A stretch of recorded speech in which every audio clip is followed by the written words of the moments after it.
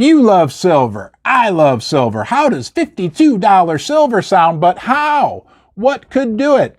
Easily, demand for silver from the solar panel industry could propel the price even higher than that in the coming decade. There's a strong story, a strong thesis as to how demand for silver from the solar industry is going to be energized in the coming decade. Now, to be fair, there's also an opposing view. We're going to touch on that as well. But even under that worst case scenario, it appears the demand for silver from the solar panel industry will only continue to increase precipitously.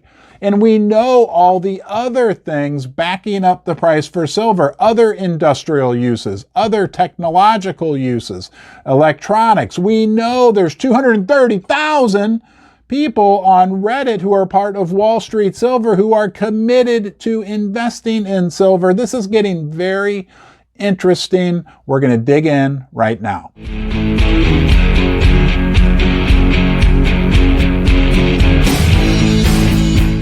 Did you know that silver is one of the most reflective metals on the face of the earth? Did you know that silver is also one of the most conductive of both electricity and thermally? That makes it ideal for use in solar panels. Did you know that the Chinese currently produce almost 85% of all the solar panels manufactured on the face of the earth right now, and every single one of those panels contains some silver? I've heard different numbers, 1/3 of an ounce, 2/3 of an ounce. Nonetheless, there's silver in every solar panel being manufactured. How does it make you feel when I say that by the year 2030, we will be producing in the world 5 times as many solar panels per year as we are right now?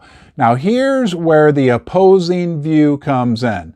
The Silver Institute, they predict that there'll be 25% less silver per panel in the future. Now, they're looking at it from a static perspective, from the current method of manufacturing.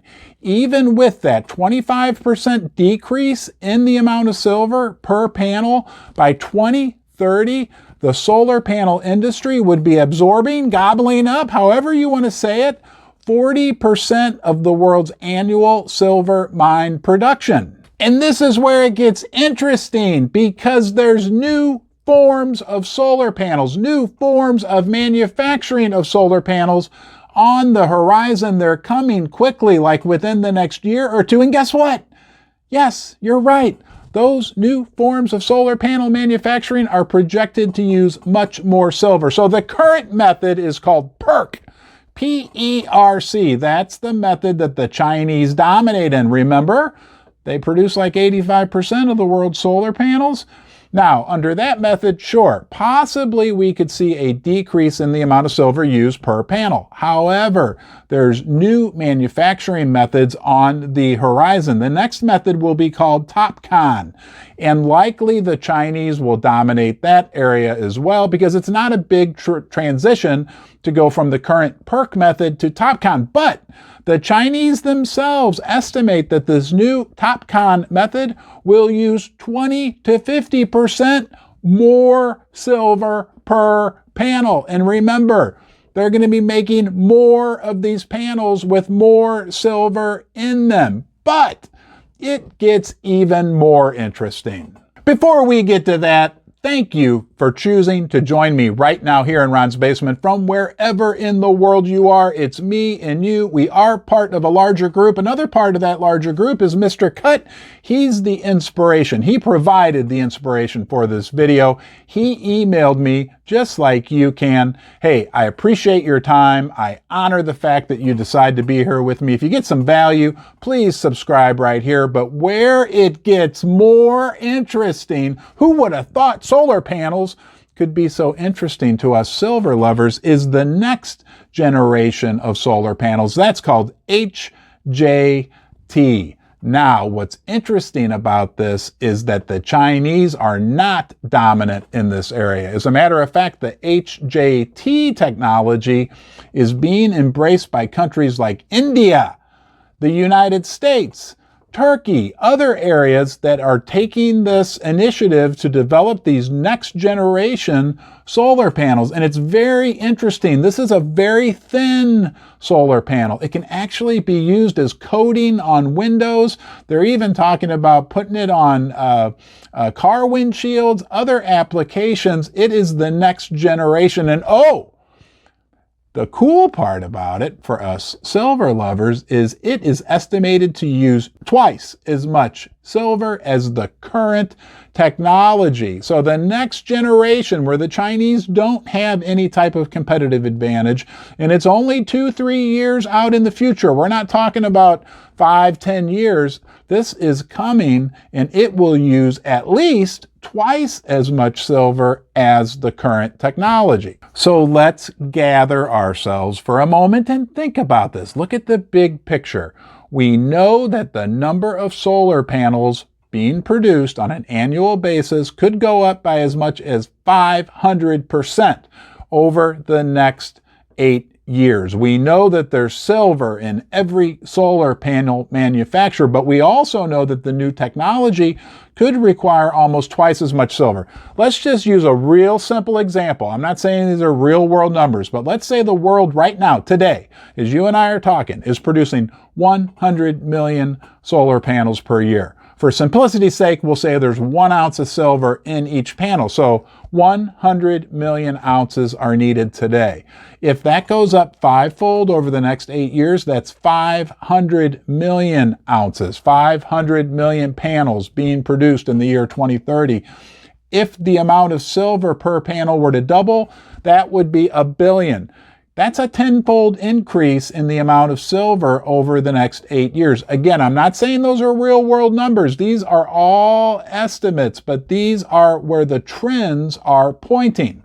But wait, there's more. One more point we need to talk about. Another big trend in the solar industry is double-sided panels. Traditionally, solar panels have had just one side that absorbs the light.